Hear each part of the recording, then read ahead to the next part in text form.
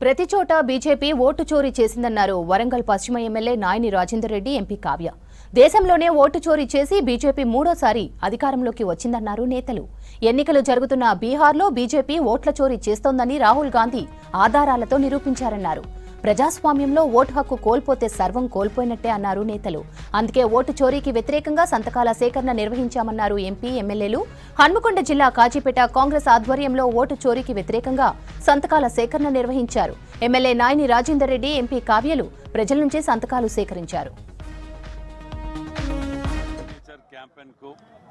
ఈరోజు కాజీపేట నుంచి ప్రారంభించడం.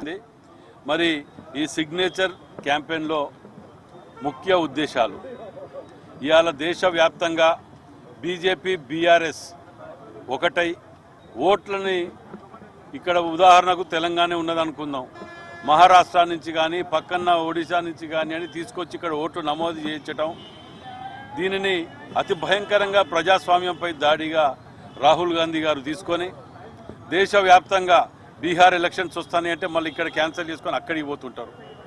అక్కడ సుమారు కోటి దాకా ఓట్ల చోరీ పాల్పడినట్టు రుజువైంది.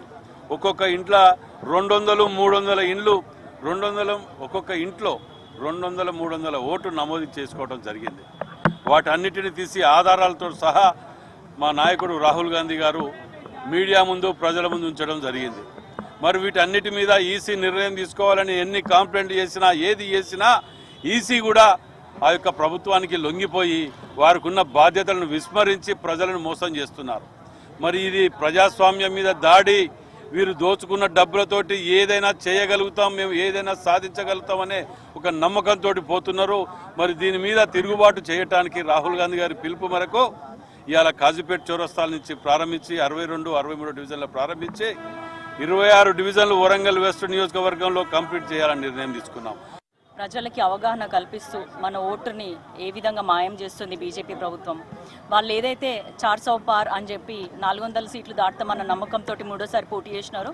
కానీ ప్రజలు వాళ్ళకి బుద్ధి చెప్పడంతో వాళ్ళు భయంలో పడిపోయి ఉన్న ఓట్లని తీసేస్తూ మళ్ళీ గెలవడానికి ప్రయత్నిస్తున్నారు. సో అలాంటి ఆటలు సాగకుండా ఉండాలంటే ప్రతి చోట నీ పేరు, ఇంటి పేరు, తండ్రి పేరు, తర్వాత ఒక్క ఇంట్లో ఇంతమంది ఉన్నారు, తర్వాత ఇట్లా అడుగడుగునా కూడా మోసం చేస్తూ ఓటర్లను యాడ్ చేయడమే కాకుండా, నకిలీ ఓట్లు యాడ్ చేయడమే కాకుండా ఉన్న నిజమైన ఓటర్లను తీసేయడంతో మళ్ళీ అధికారంలోకి రావాలన్న కుట్రతో బీజేపీ ఉంది.